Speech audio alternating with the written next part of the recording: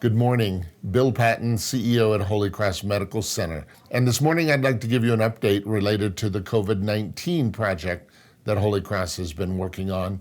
Big surprise. I know no one knows COVID is in our community, but we have been actively working on our vaccination front, again with partnership from the County of Taos, the Town of Taos, the Taos Pueblo, many private businesses in the community.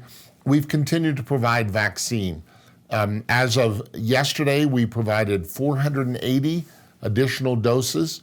Right now, we're at about 24% of the county has been partially vaccinated, and around 14% of the county has been fully vaccinated. If we can continue to receive a reliable number of vaccine doses, we're hoping for at least 500 a week, we can move those numbers in the right direction. It's important that the community understand that Holy Cross, the county, we don't control either the number of doses that we receive or the invitations that are sent out for who will receive those doses. That's something that's done through the state process. And right now we're working on phase 1A and 1B. 1A is healthcare providers. The majority of them in Taos County have been completed. We're also working on the 1B, and right now the two elements of 1B that are being focused on include the population greater than 75 years old, regardless of medical conditions, or the population greater than 16 years old that have at least one qualifying medical condition. And you need to update that list because some of the qualifications have changed. For example, early on, smoking was a qualification. It no longer is. Also, BMI, body mass index. It used to be that if you had a BMI over 30, you qualified. Now it's over 40. So if you haven't updated your list, I would encourage you to go in and make sure that list is updated because that's what drives the invitations from the state. I get calls from people 80 years old saying, clearly I qualify, why haven't I been invited yet? I wish I could say, well, we can take care of that. But again, this is a process that the state controls. The good news, though, is of the greater than 75 population, there were just shy of 3,000 people when we started. As of today, there are somewhere between 1,000 and 1,100 that still need to be vaccinated. So we've done almost 2/3 of that population. I know if you're one of the ones that haven't been vaccinated, then the wait is way too long. But we are working to try and get more. As the Johnson & Johnson vaccine comes online, we're told that that may be available to us. If it is, we'll make sure that the community knows. So again, make sure you're signed up on the state process. The state controls the invitations, but we're doing a great job at the Taos Middle School in partnership with the schools providing the vaccines. And that's the next update. Now that schools are going to resume in-person learning, we're not going to be able to use the gymnasium anymore.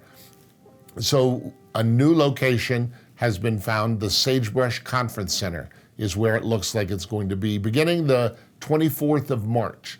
So again, we'll get word out, but for the next few weeks, we'll continue to provide the vaccinations at the middle school. End of March looks like is when we're going to switch locations. But we'll get that word out on our website and on our social media platform. Even though the county has gone to green, and that's great news that we're green, we continue to have restrictions here at Holy Cross. We want to make sure that the building is safe, that we're providing as safe and secure an environment for our patients and our workers as we can. So we're continuing to restrict visitors. You still can have a visitor if you're in the hospital, but only one. And you can't swap them out. So whoever comes in to see you in the morning, they're the one that you have all day. There's no trading. One person in the morning, another person in the afternoon. And we screen the visitor and we provide appropriate PPE for them. A bit of good news, the BioFire analyzer, this is a new analyzer in our laboratory that will allow us to do on-site PCR testing, state-of-the-art testing.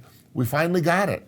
It's in the process of being validated. This is going to be a game changer for emergency department patients, patients being admitted to the ICU.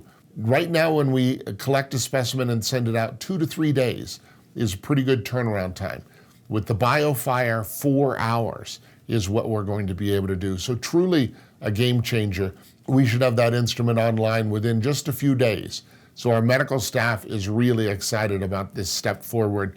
And I want to thank the hospital board for their willingness to invest in this kind of technology so that we can better serve our community. I want to again encourage everyone to get signed up, vaccinenm.org. It's a simple process, and if you're not able to do it on your own, give us a call. We can help with that. We have folks standing by who can actually walk you through getting signed up so that you can be in line.